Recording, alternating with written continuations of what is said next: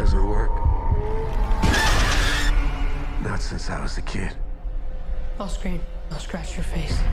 This face?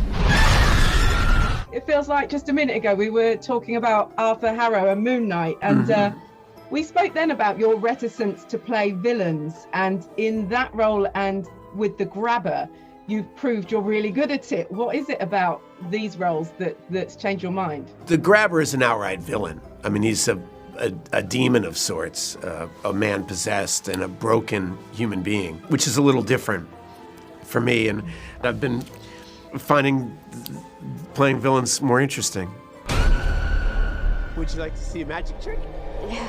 If I got to do like another horror film, I would love to play the bad guy. Like when I'm older, maybe. Because I don't know how people would feel about a kid being a villain. In The Black Phone 2, Gwen is going to be the new Grabber. Gwen ends up kidnapping all the kids around town that are mean to her. Yeah. What makes The Grabber a good villain? What makes the Grabber a great villain is the same thing that makes the Joker a great villain or Hannibal Lecter a great villain, which is a real mystery to why they are what they are. You don't know what his motivations are. You don't know what's driving him. He's just kind of this mysterious entity for darkness. When you're talking about really malevolent personalities that do truly antisocial things, it's more interesting to not know why they are the way they are. I think his whole computer is broken, and I'm not even sure he remembers what the original damage was. You know, like a cat on a hot tin roof, he's trying to stay alive, and he's just reaching out, trying to hurt other people because he thinks it gives him power and makes him feel like he's not a victim. It's kind of like a electrical wire that's been cut, and it's just whipping around, damaging everything else. He's just a complex guy. You know, the number of things that he says and the different moods that he demonstrates and the way he vacillates between a kind of sadism and then a kind of vulnerability or weakness in the way he expresses himself is harrowing. You know, it makes him unsteady, it makes him unpredictable.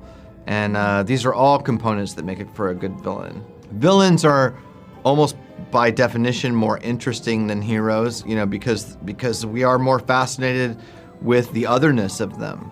You know, I think we relate more to heroes, and I think that we aspire to be like them and those things speak to us.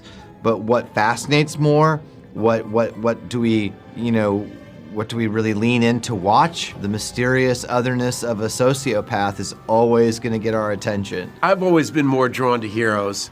I've always pretty clearly understood that there's a lot of darkness in the world, and I was trying to look to find how light can break through.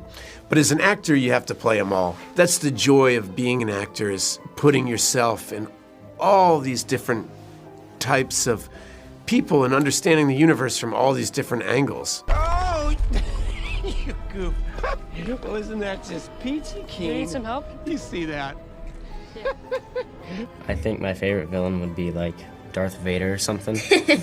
That definitely scared me when I was a kid. I like a lot of villains, especially from Marvel movies, like Doc Ock.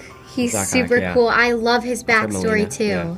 He's Yeah, probably that's one of great. my favorite villains. The movie's really about the kids. The movie somehow is fundamentally about the way the adult world breaks young people, or tries to. And so this brother and sister looking out for each other and taking responsibility for their own lives despite this malevolent forces against them.